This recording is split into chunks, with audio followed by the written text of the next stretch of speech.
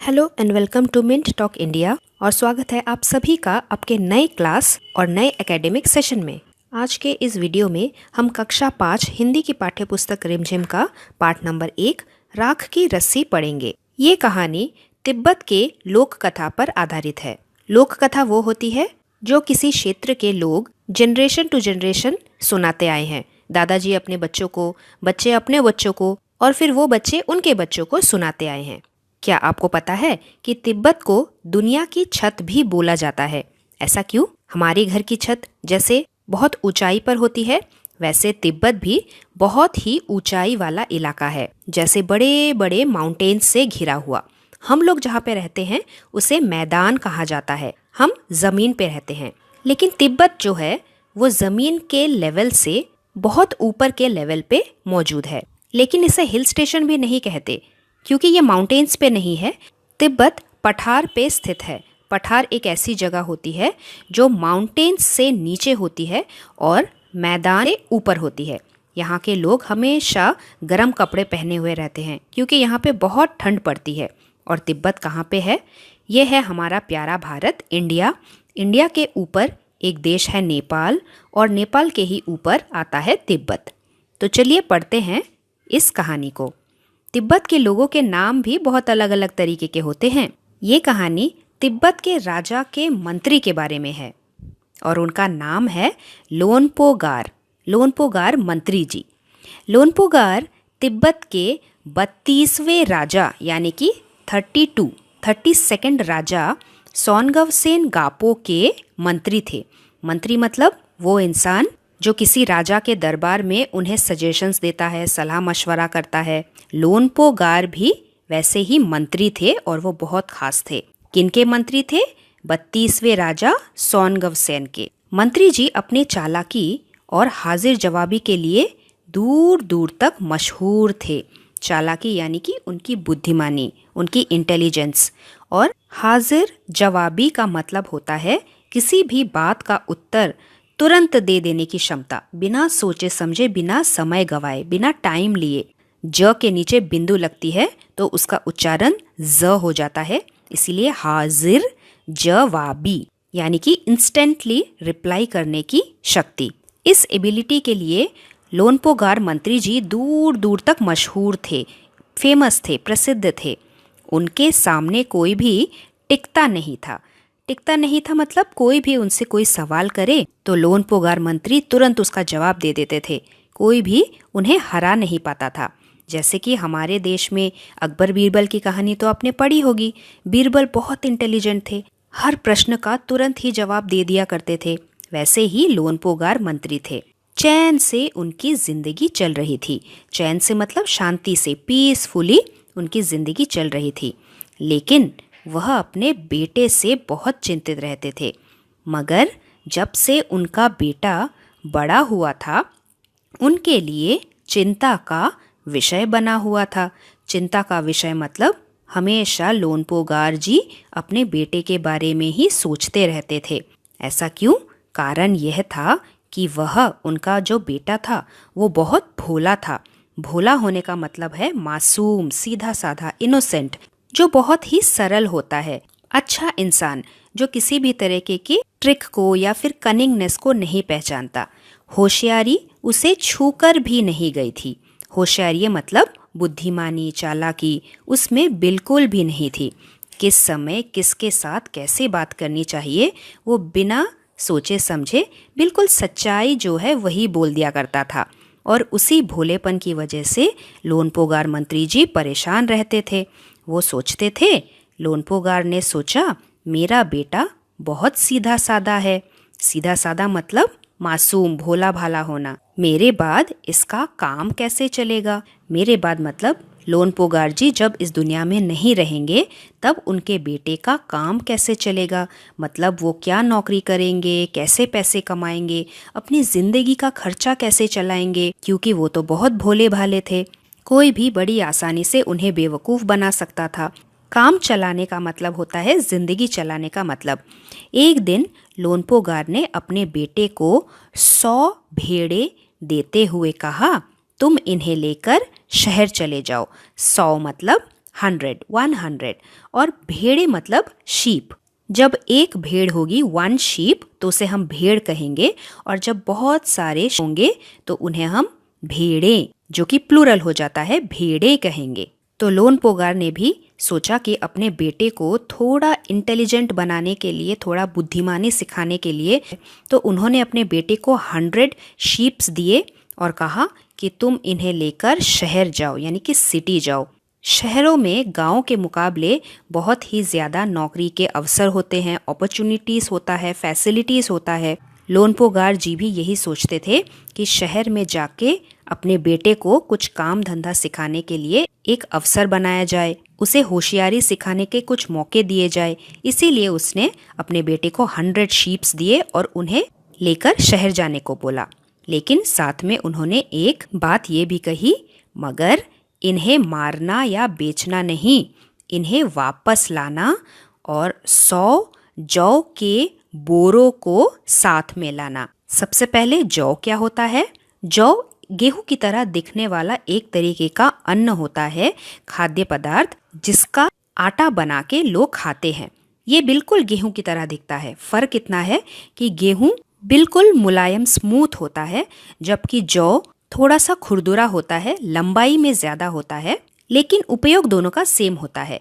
गेहूं का भी हम आटा बना के उसकी रोटी बना के खाते हैं, जौ का आटा निकाल के भी उसकी रोटी बना के कुछ लोग खाते हैं। लोन पोगार जी ने भी बोला अपने बेटे को कि तुम 100 शीप्स को लेके शहर में जाओ, लेकिन उन्हें ना तो तुम मार के बेच सकते हो और ना ही उन्हें जिंदा बेच सकते हो। लेकिन जब तुम उन्हें वापस लेकर आओगे तब तुम 100 जौ के बोरों के साथ ही वापस आओगे, यानी कि 100 जौ के बैग्स के साथ वापस आना। बोरे मतलब जूट बैग्स, जिसे आपने शायद किराने की दुकान में देखा होगा। इसके बाद उन्होंने अपने बेटे को शहर की तरफ रवाना कर दिया। रवाना करना मतलब एक स्थान से दूसरे स्थान पर जाने के लिए चल पड़ना। अपने बेटे को भेज दिया। लोन पोगार के बेटे को थोड़ी चिंता हो गई कि बिना मैं किसी शीप को सेल किए पैसे कैसे कमाऊंगा, क्योंकि जौ खरीदने के लिए भी तो पैसे की ज़रूरत है। ना तो मैं शीप को मार के बेच सकता हूँ, ना तो मैं उन्हें ज़िंदा बेच सकता हूँ, तो मैं पैसे कैसे कमाऊंगा और जौ के बोरे कैसे खरीदूंगा। ये सोचते सोचते लोन पोगार का बेटा शहर पहुँच गया, मगर इतने बोरे जौ खरीदने के लिए उसके पास रुपए ही कहाँ थे। वह इस समस्या पर, इस प्रॉब्लम पर सोचने विचारने के लिए सड़क के किनारे बैठ गया, मगर उसे कोई भी हल यानी कि सल्यूशन उसकी समझ में नहीं आ रहा था। वो बहुत दुखी हो गया था। तभी एक लड़की उसके सामने आ खड़ी हुई। आ खड़ी होने का मतलब उसके सामने आ गई। उसने पूछा, क्या बात है, तुम इतने दुखी क्यों हो? लोन पोगार के बेटे ने अपना हाल यानी कि अपनी दशा, अपनी अवस्था, उसके मन में क्या चल रहा है, वो सब लड़की को कह सुनाया। लड़की ने कहा, इसमें इतना दुखी होने की कोई बात नहीं, मैं इसका हल, इसका सल्यूशन अभी निकाल देती हूँ। लड़की ने ये कहकर क्या किया, इतना कहकर लड़की ने भेड़ों के बाल उतारे। शीप कैसी होती है? एकदम फरी फरी होती है। और आपको तो ये पता ही होगा कि शीप के जो बाल होते हैं, उस बाल से क्या बनता है? स्वेटर बनता है। तो लड़की ने भी अपना दिमाग लगाया और सभी शीप्स के, सभी भेड़ों के बाल उतारे और उन्हें बाजार में बेच दिया, और जो रुपए मिले उनसे जौ के 100 बोरे खरीद कर लोन पोगार के बेटे को घर वापस भेज दिया। लोन पोगार के बेटे को लगा कि उसके पिता बहुत खुश होंगे, क्योंकि उसके पापा ने जैसा बोला था लोन पोगार के बेटे ने वैसा ही किया।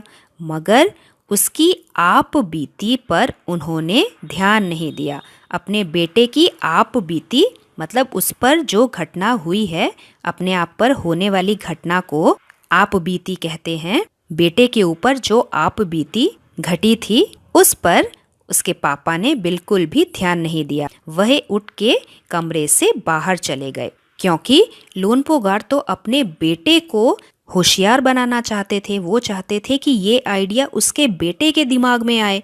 लेकिन उसकी मदद किसी और ने कर दी, तो इसीलिए लोनपोगार को ये बात बिल्कुल भी पसंद नहीं आई। दूसरे दिन लोनपोगार ने उन्होंने अपने बेटे को फिर से बुलाकर कहा, पिछली बार भेड़ों के बाल उतारकर बेचना मुझे ज़रा भी पसंद नहीं आया। अब तुम दोबारा उन्हीं भेड़ों को फिर से लेकर जाओ, उनके साथ जौ के 100 बोरे फिर से लेकर आना और लेकर ही लौटना। एक बार फिर से निराश लोनपोगार का बेटा शहर में उसी जगह पर जा बैठा।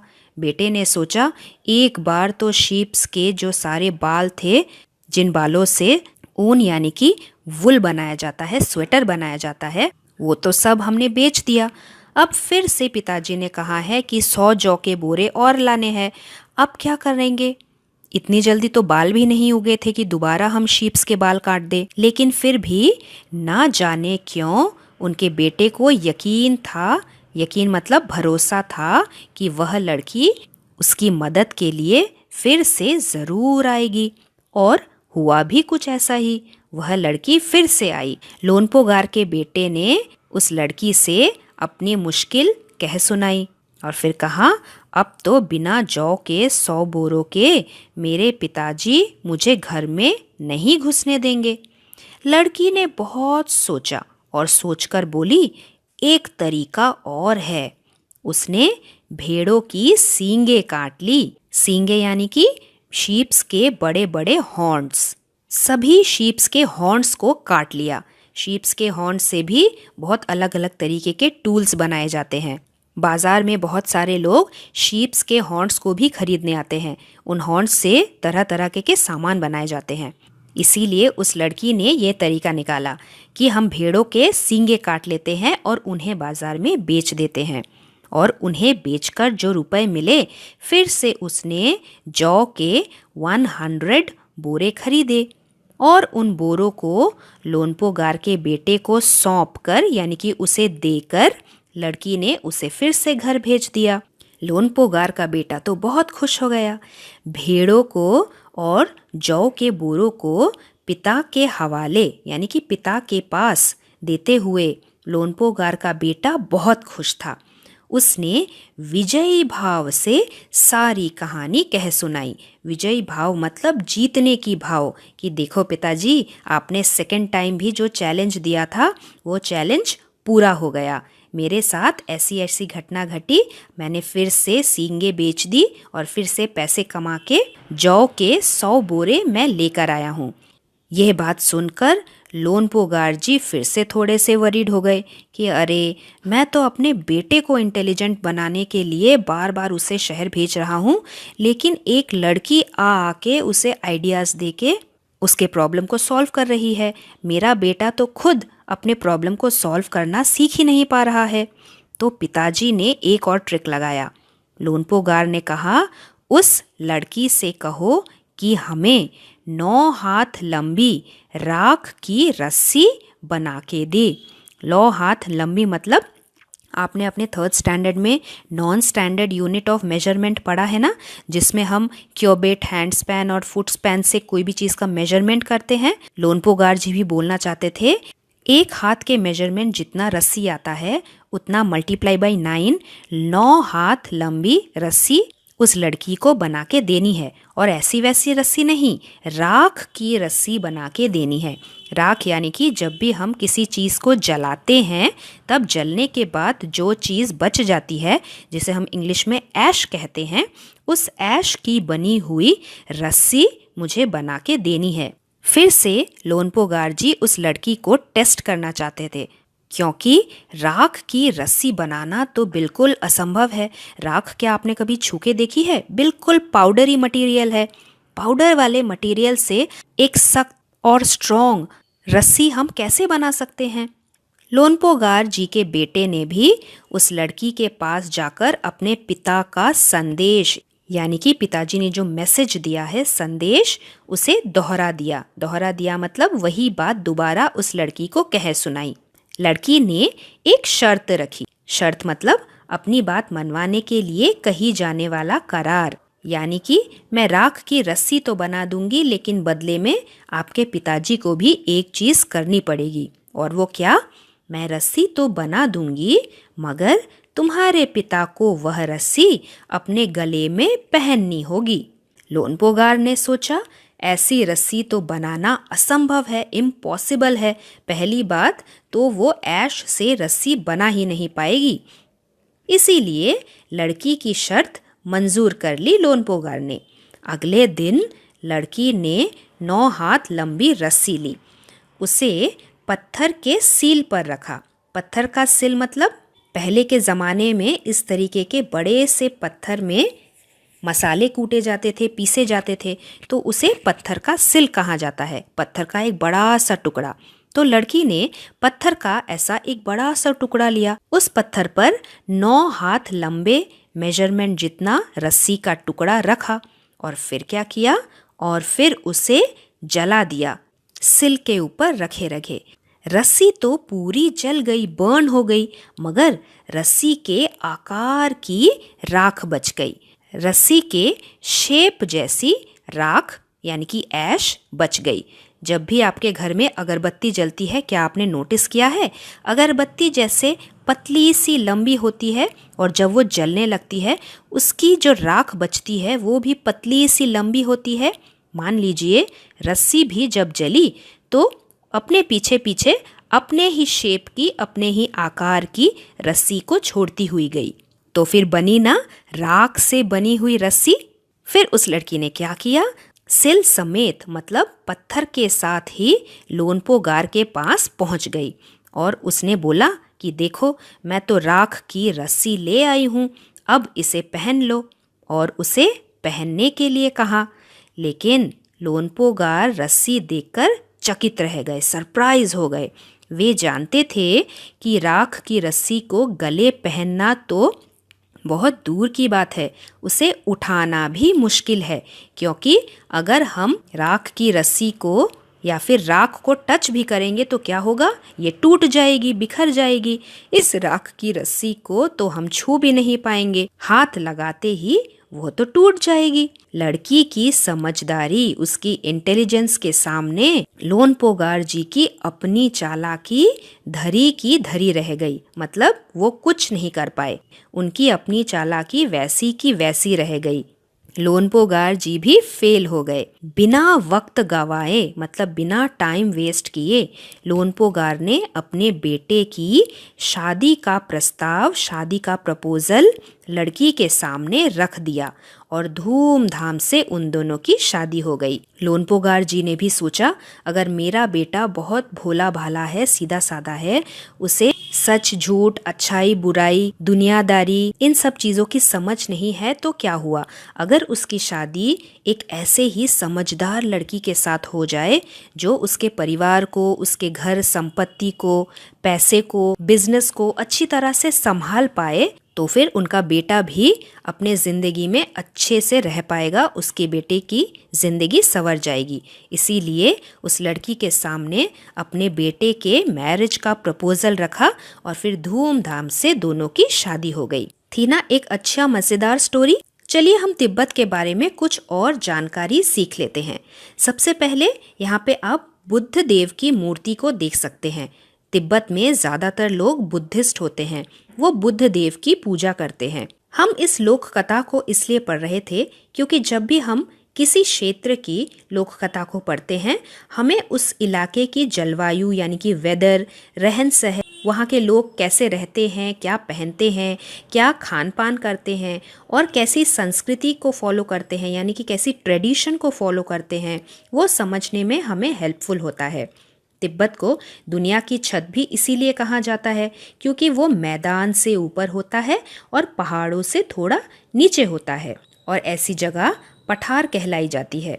तिब्बत के पठार पर खड़े हैं ऊंचे ऊंचे पहाड़ जो हिमालय का भी हिस्सा है, और ऐसे पहाड़ सिर्फ वाइट कलर के ही नहीं, बहुत सारे कलर्स में पाए जाते हैं। और इन पहाड़ों में शाइन इतनी है कि जब भी सूरज की किरणें उन पे पड़ती है ये पहाड़ चमकते हैं।